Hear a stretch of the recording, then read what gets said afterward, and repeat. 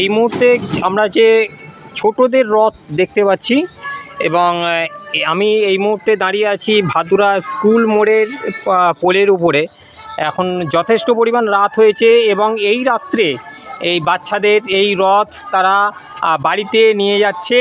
তারা বাড়ি থেকে ভাদুরা নামক একটা জায়গায় তারা এই রথগুলো নিয়ে এসেছিল।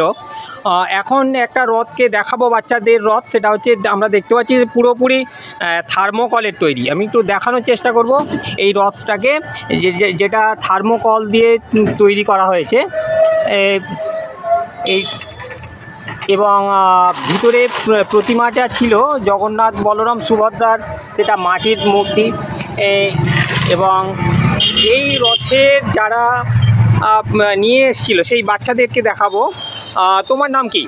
তনয় কর্মকার। কোথায়? তনয় কর্মকার। তনয় কর্মকার এই রথটা নিয়ে এসেছিল। তোমার বাড়ি কোথায়? শঙ্কর পারুলিয়ার তনয় কর্মকারের বাড়ি। সে এই রথটা ভাদুরা নামক স্থানে রথটাকে নিয়ে এসেছিল। এবং এই রথটা আমরা যে দেখছি, এই ভাদুরায় তোমরা রথ কত বছর নিয়ে আসছো? 5-6 বছর হবে। 5-6 বছর। 5-6 বছর ধরে এই রথটা নিয়ে আসছে। 5-6 বছর আগে এই ছেলেটাকে আরও ছোট ছিল, মানে ছেলেবেলা থেকেই আরম্ভ হয়েছে। আমরা পাশাপাশি আর একটা রথ দেখতে পাচ্ছি। তুমি এই রথটা কত বছর এখানে নিয়ে আসছো?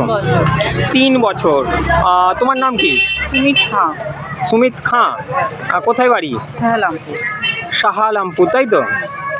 আমি একটু এই ছেলেটার সুমিতের যে রথ সেটা একটু দেখানোর চেষ্টা করব। এখন যথেষ্ট রাত হয়েছে, রাতের এখানে অন্ধকার আছে, ফলে এই ছবিটা খুব বেশি আমরা পরিষ্কার আর দেখাতে হয়তো পাচ্ছি না। আমরা এখানে দেখছি যে জগন্নাথ বলরাম সুভদ্রা রয়েছে। এবং এই যে রথ তুমি সোজা রথে এনেছিলে? হ্যাঁ। আচ্ছা, এই হঠাৎ রথ আনার মানসিকতা কিভাবে এলো?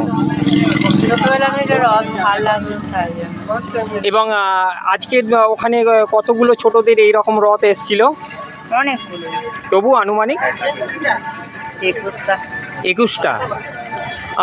তবে এর কাছ থেকে, সুমিতের কাছ থেকে যেটা জানতে পারলাম যে ভাদুরার যে আজকের উল্টো রথ উদযাপিত হচ্ছে এবং যথেষ্ট রাত হয়েছে, সেখানে 21টি রথ ছোটদের রথ এসেছিল বলে জানা যাচ্ছে। যাই হোক, আমরা দেখতে পাচ্ছি সেই ছেলেরা তাদের এই রাত্রে তারা তাদের রথ নিয়ে বাড়ি ফিরছে। ভাদুরা থেকে Manas Manik report, 21st news Bangla TV.